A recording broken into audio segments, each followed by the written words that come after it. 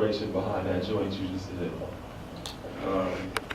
It was really because, sorry, it was really because one of my childhood friends, like, we grew up together and stuff like that. Stayed at each other's house every day and stuff, and like we was two different type of people. At one point in time, we was same people playing basketball and stuff. Then he went down the wrong path. Like he started doing what he do, and I did myself. I did what I did: basketball, football, wrestling, all that. And he was into the streets, so then he got killed. So then that made me want to do the video to him because I really didn't. It was the last time seeing him, stuff like that. So I wanted to do something for him and get everybody together for like at least one time, because like a lot of people, when they come together, they don't get along. Like when he died, when he got killed and stuff, a lot of people that like me and like we didn't even like each other. We shook hands and stuff like, and said it's more to life than fighting and stuff. There ain't no need for it. Yeah, that's peace. One thing I was saying before some of you got here is, you know, I've done hip hop for some years, and I've never seen the type of following and support that he has.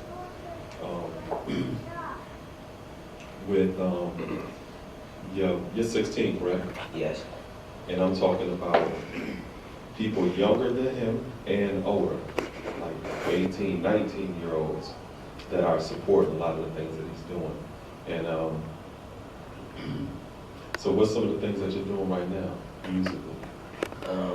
I'm actually working on my first mixtape I'm never dropped, and I'm just like doing shows out of Buffalo, like keeping in contact with a lot of people that's actually like doing it big and stuff like that. So I'm just focusing on my mixtape and doing shows and stuff like that. Now, how challenging is it, like you saying that Quaz was, you know, he was tight with him, but he was in the street, he wasn't in the street. How was you able to really maintain like a relationship like that with you not being out there like he was? It was like, like I said, we used each other every day. Like that's when he wasn't in the street, like we used each other every day. And then that's when I had moved from where I was living. We lived right across the street from each other. We still kept in contact and stuff, but like he said he had other friends, and them friends was doing the things that he didn't do, and then drug come into it, and he started doing it too. And it was almost like he wasn't thinking of his own. Like he's a good basketball player. Like everybody like know he was a good basketball player, and I like. It was like a couple years back. He started playing basketball again in the summer league up there at the Legends Court. Like he was up there playing, and nobody expected him to be there playing because they expected him to be over there on Niagara and stuff like that. But he was out there playing, and he was doing good. Now, do you see a lot of your age that's going in his direction or going his route, and when they do, what's some of the reasons why you think they choose the streets over doing something else? Yeah, it's a lot of people doing it, and I think it's because like they too into that. They look up to Chief Keef, and cause he young, like he's like 18, 19, and they're around that age, so they see how he grew up and see like they like his music and stuff. Then that's when they start to get the dreads. Then that's when they get the dreads. Then they act like a whole different person. Like they just feel like they can't be touched. You see females out there like that too, or is it just mostly dudes? I see a lot of males. I don't know about the females, but I see a lot of males doing it. Okay. Anybody got any questions for Jay? With us being in the same group, with us being in the same group and pushing for the same thing in life, man, I want to know, what do you see yourself doing with the team in about 5 years from now? I can see like how if we keep doing what we doing now at a young age, then in the future we'll have a bright future. I can already see us doing something big in the future and stuff like.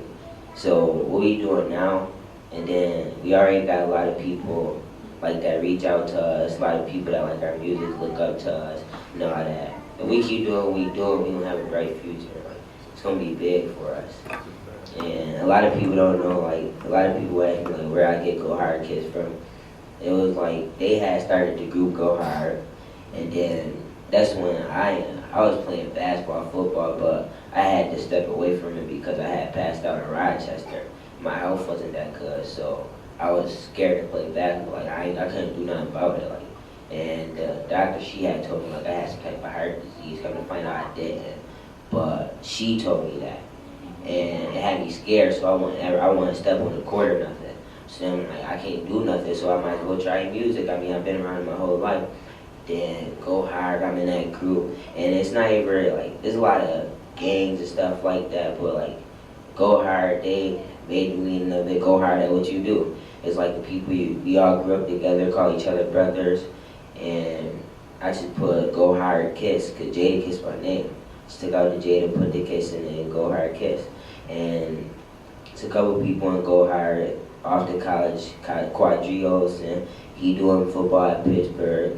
We got Butter at Lincoln University doing basketball. We got others going off to Brockport for football and stuff like that. So, like, it's really a positive, like, surroundings of people in that group. Like, we just doing positive things. Like, I really understand, like, my cousin, like, I told my mom, like, I don't like a lot of older people listening to the music because, like, now, like, it's like, I like to show respect to older people, so like when the cussing and stuff like that, I was like, I be iffy about it. But I mean, I told my mom it's music, like she said she had to understand, but like now I'm making clean versions and stuff like that, so it's my ass, like it's my older, then I let them listen to the clean version out there. But I would say this too, like things have changed a lot when I was younger. So when I was younger, you need to think about cursing around adults. You know what I'm saying? Now, with y'all generation, they have that on at primetime television. You can hear curse words. You know, so things are changed in such a way where we are the ones that have to adopt and have to adapt to the way that you are. Not expect y'all to just meet us to get where we're at, but we have to adapt to the way that you speak, the music you listen to, the way that you dress. You understand what I'm saying? So things that might have been offensive 20 years ago is a lot different nowadays, and that's one of the reasons too why I said earlier you have some adults that don't have a relationship with the youth because they're afraid or they just don't know how to communicate with you, or they get offended about the way you say something as opposed to what you're actually saying. Yeah. You know what I'm saying? So I listen to that. I'm like, I'm looking at you're a leader. Yeah, thanks. You know, but some people can't see that.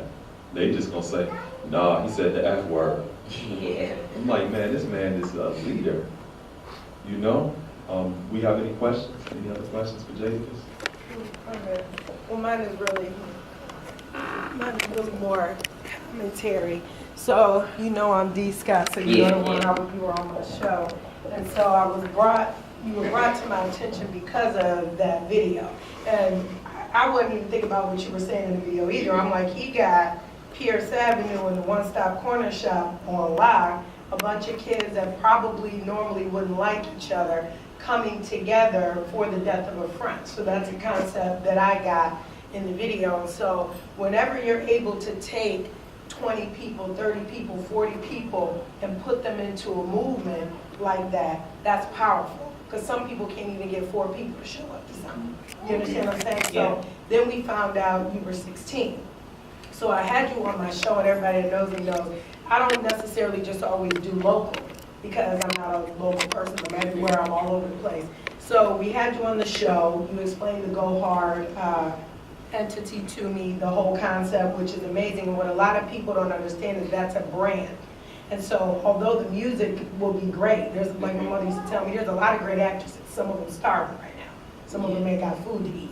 So one of the things that we'll get with you about is the branding of who you are and what it is that you're doing, because not everybody comes up with a concept of go hard at this or go hard at that. That's a brand. You have to own it. So like she was saying about my son, and I just want to be clear about things, you know, we're from Niagara Falls. I tell people all the time, we're from the 716. I put the 716 on my back on all the merchandise that I wear.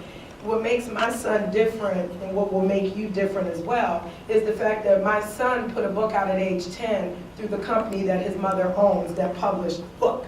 So no, not everybody is doing that. You know, and I learned that from Saladin, so each one teach nine, right? So my son, his publishing company, if you look at any one of my books, which I've written 6, if you look at any one of my books, it says Boom Enterprises. That's Boom.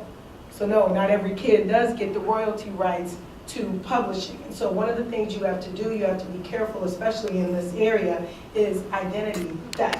You know, so yeah, Jadakiss, we understand that, but the go hard thing, which is one of the things you and I will sit down and we'll talk about, is branding, and that's where your money is gonna come from.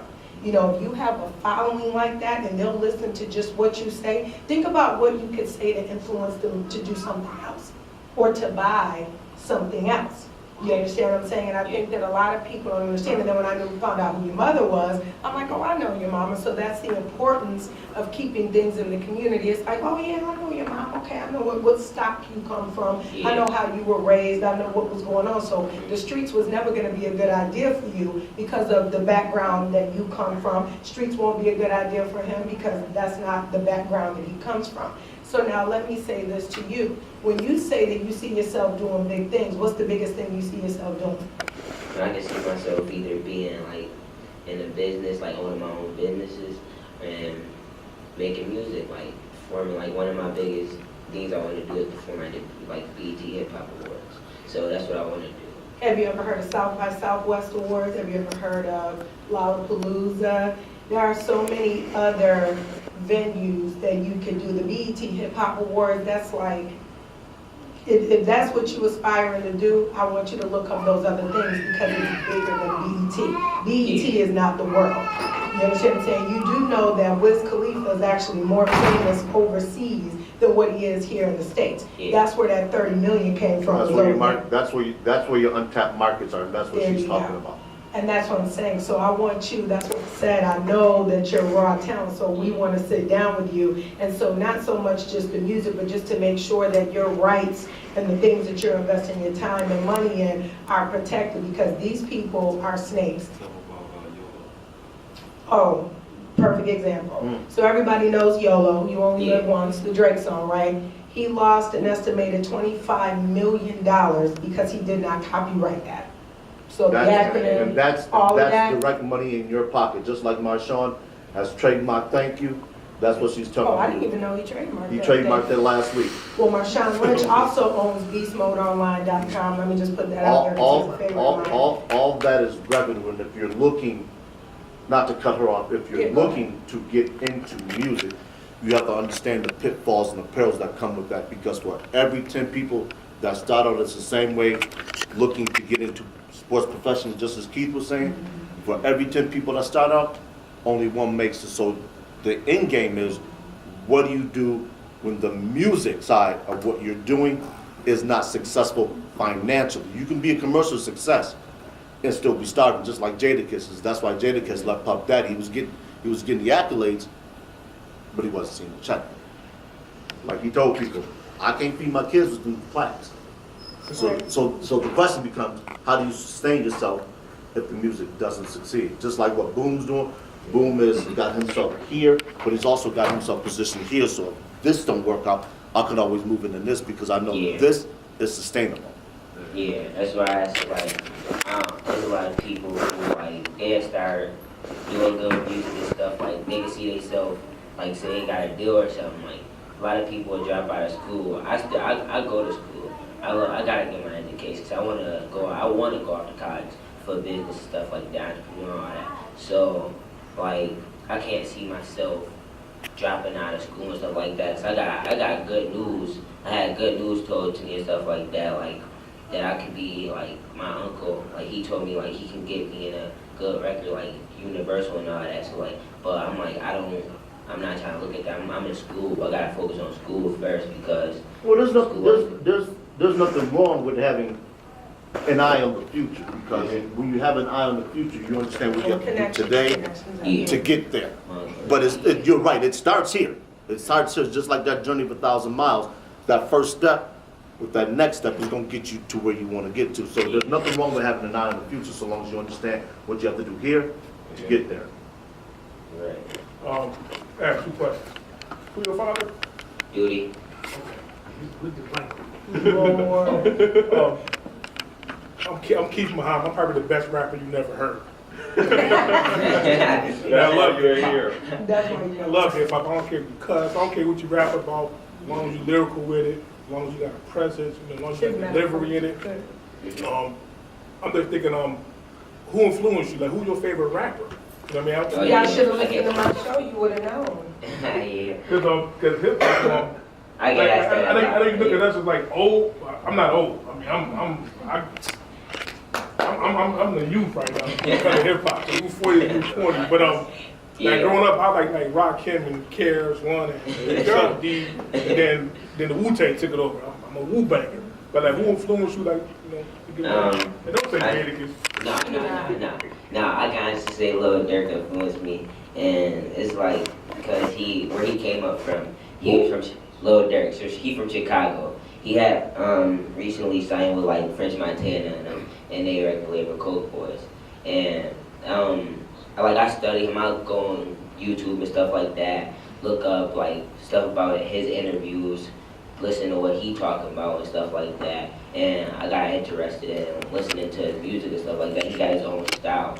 A lot of people from Chicago, like, they just stick to one style. They stick to that drill and that. He different. He grew up from the higher part of Chicago, and he can change up in a quick minute. Like, he can go from a love song, he do mad love songs, stuff like that, the girl stuff. Like, and that's why he influenced. Like, I honestly listen to him every day. Every day when I wake up, I put my headphones in and listen to him and get work done. Because I go on YouTube, watch him, listen to what he say, and he give good advice. Like, he a cool person. Somebody even told me like they chilled with him. Like, they a DJ. They told me he ain't like they was with the Migos, him and all. He said the Migos was type like they too like stuck up. Like, they got that gold, all that gold on and stuff. So like they